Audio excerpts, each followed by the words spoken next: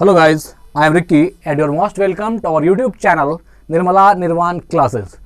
Physics चल रहा है और फिजिक्स में आज हम लोग देखेंगे ध्वनि का विवर्तन, डिफ्रैक्शन ऑफ साउंड क्या होता है, इस चीज को समझेंगे। इसके पहले वीडियो में हम लोगों ने देखा था इंटरफेरेंस ऑफ साउंड, ध्वनि का व्यतिकरण।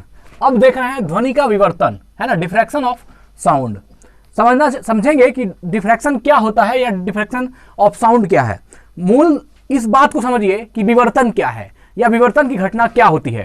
तो यह फिजिक्स के हर फिनोमेना, जैसे मान लीजिए हम ऑप्टिक्स की बात करें तो ऑप्टिक्स में भी जैसे रिफ्लेक्शन है, इंटरफेरेंस है, डिफ्रैक्शन है और पोलराइजेशन है, उसी प्रकार साउंड का भी कुछ गुण है। तो इसमें डिफ्रैक्शन में मूल रूप से क्या है, अगर आप प्रकाश के संदर्भ में ध्वनि को रखें, है ना, लाइट के संदर्भ में अगर हम साउंड से बात करें तो उसमें क्या होती है, प्रकाश की जो चाल होती है वो सीधी होती है, एक सीधी रेखा में होती है, और जो ध्वनि की चाल होती है इसकी कोई निश्चित डायरेक्शन नहीं होती। अगर कहा जाए कि ध्वनि एक सीधी रेखा में गमन करती है तो सरासर गलत है। ऐसी बात है नहीं है कि ध्वनि सीधी रेखा में गमन करती है, ध्वनि किसी भी रेखा में गमन करती है, समझ लीजिए। उसको अगर यदि पहुंचाना हो तो आप ध्वनि जो है, ध्वनि की कोई जो है एक निश्चित डायरेक्शन नहीं होती, जैसे हम प्रकाश में बात करते हैं उस तरह नहीं होती। और देखिए, जैसे मान लीजिए यहां पर दो फिगर आपको ए और बी दिख रहा है, यह ए है पतला चितला है और ये बी है जो थोड़ा सा हेल्दी है। दोनों को दो कमरे में बंद कर दिया है हमने, यहाँ एक कमरा है और एक कमरा ये है, बीच में ये जो है ये वाल है, ये दीवार है, कमरे की जो है यह दीवार है और दोनों तरफ है। अगर यदि यह ए वाला लड़का जो है यह बी वाले लड़के को अगर चिल्लाएगा तो क्या आवाज बी में आएगी? आंसर है आवाज आएगी। आप देखें, आप अपने कमरे में बंद हो जाएं और अपने किसी मित्र को बगल के कमरे में बंद कर दें और आप चिल्लाएं तो आवाज जो है दूसरे मित्र तक पहुंच जाती है, आपके मित्र तक आवाज पहुंच जाएगी।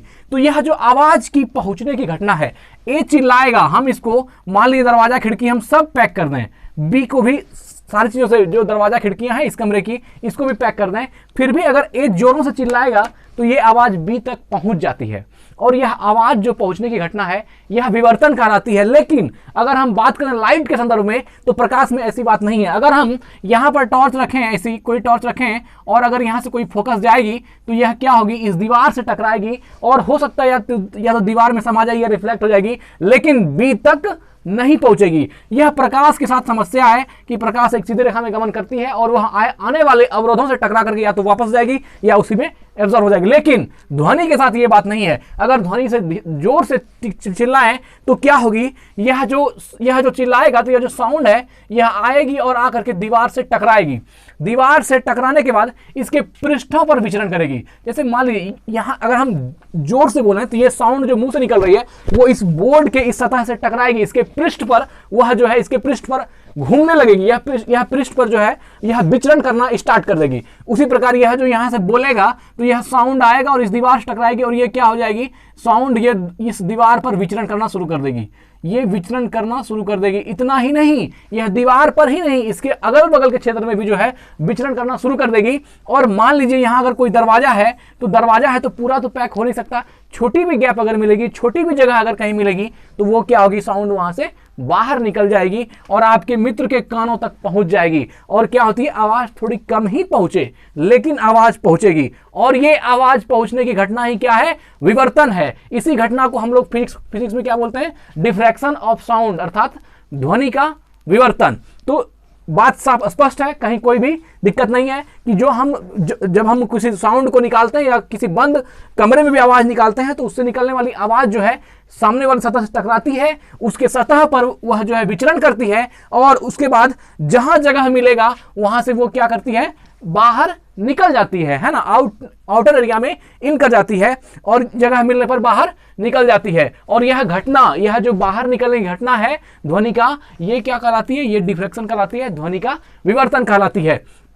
अब देखिए, अब बात अगर पूरी तरह से पैक है तो निकलेगी कहां से, बात ये उठता है। लेकिन जितना भी ज्यादा पैक हो जाए, अगर ध्वनि माध्यम है, साउंड निकलेगी तो वह जो है सामने के पृष्ठों से टकराएगी, उस पर जो है ध्वनि विचरण करेगी। और अगर कहीं भी ऐसा नहीं कि सिर्फ इस दीवार का, इन सभी दीवारों में से जहां भी मौका मिलेगा कहीं ना कहीं अगर थोड़ी भी छिद्र होगी तो वो ध्वनि वहां से क्या हो जाएगी, बाहर निकल जाएगी। और यह जो बाहर निकल करके अपने मित्र के कानों में जो आवाज जाएगी, ये घटना क्या कहलाती है, ध्वनि का विवर्तन कहलाती है। लेकिन ये चीज प्रकाश के साथ नहीं है। प्रकाश में अगर आप लाइट यूज करें तो वो क्या होगी, सामने जो अवरोधक है उससे टकराएगी और वहीं पर सिमट जाएगी, इस तरफ प्रकाश नहीं आ पाएगी। इसलिए कहा जाता है कि अगर बीच में दीवार हो और दोनों तरफ दो व्यक्ति हो तो वो एक दूसरे को देख नहीं सकते, लेकिन फिर भी एक दूसरे से बात कर सकते हैं। ये घटना कैसी घटना कहलाती है, तो ये घटना ध्वनि का विवर्तन कहलाती है। ये क्या कहलाती है, साउंड का डिफ्रैक्शन कहलाती है। ये डिफ्रैक्शन ऑफ साउंड है। तो हमको लगता है कि आपको पूरी तरह से बात समझ में आ गई कि ध्वनि का विवर्तन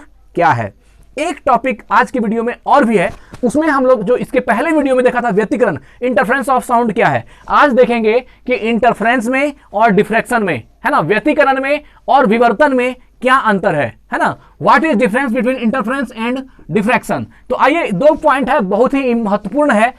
आप अगर ऑब्जेक्टिव क्वेश्चन देखिए, बात क्या होती है, अगर आप इसका थ्योरी को समझ रहे हैं तो अगर इससे जुड़ी कोई भी ऑब्जेक्टिव बातें आएगी तो आप 100% सही मारेंगे।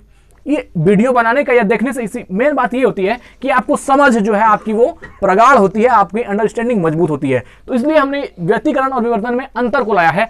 यह चीज अगर आप देखेंगे तो आपसे कभी भी अगर इस दोनों संबंध में सवाल पूछा जाएगा तो आप अच्छे से दोनों को जो है वर्गीकृत करके आप आंसर दे पाएंगे। क्या है, यह 2 कला संबद्ध स्रोतों से प्राप्त तरंगों के अध्यारोपण से होता है। यह चीज देखिए, व्यतिकरण में हमने कहा था कि 2 तरंगे है ना, जो संपोषी व्यतिकरण थी और जो संपोषी व्यतिकरण में क्या होता था और विसंपोषी व्यतिकरण, दोनों को हम लोगों ने देखा था। इसमें जैसे अब यहां जो है, तो हमने कहा था कि व्यतिकरण में जब 2 तरंगें एक ही बिंदु पर अध्यारोपित होती है, तो यहां पर देखिए यह 2 कला संबंध स्रोतों से प्राप्त होती है, अर्थात दो तरंगें होंगी तो 2 कला संबंध स्रोतों से प्राप्त तरंगों के अध्यारोपण से क्या बनता है, व्यतिकरण बनता है। लेकिन विवर्तन में क्या होता है, यह एक ही स्रोत के विभिन्न बिंदुओं से प्राप्त तरंगों के अध्यारोपण से होती है, अर्थात इसमें यह जो है एक तरंगों से होता है, कौन, विवर्तन। और अगर व्यतिकरण की बात करें तो ये कितने हैं, ये 2 तरंगों से होता है। तो यहां यह जो है, यह 2 कला संबंध स्रोतों से प्राप्त तरंगों के अध्यारोपण से होता है, और विवर्तन जो है यह एक ही स्रोत के विभिन्न बिंदुओं से प्राप्त तरंगों के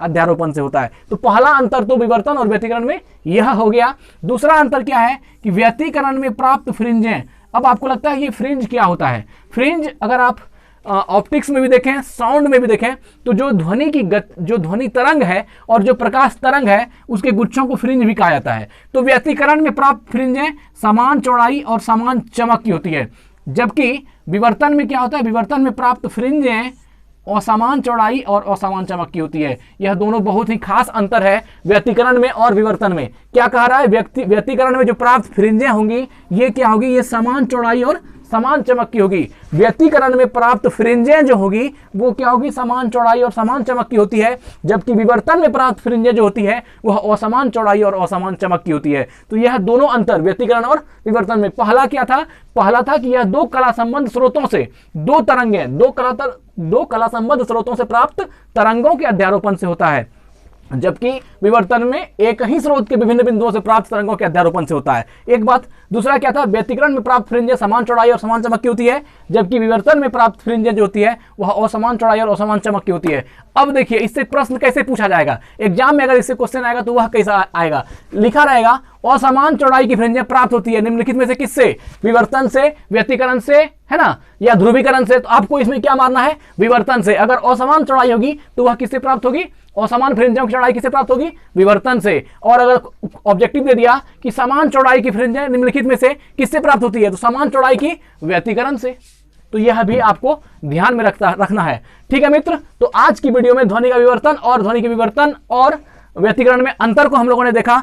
अगली वीडियो जो होगी वह डॉपलर इफेक्ट पर होगी और साउंड की होगी, बेहतरीन ढंग से हम लोग उसको भी समझेंगे। धन्यवाद, स्वस्थ रहें, अपना ख्याल रखें। Thank you. वृद्धजनों की सेवा करें।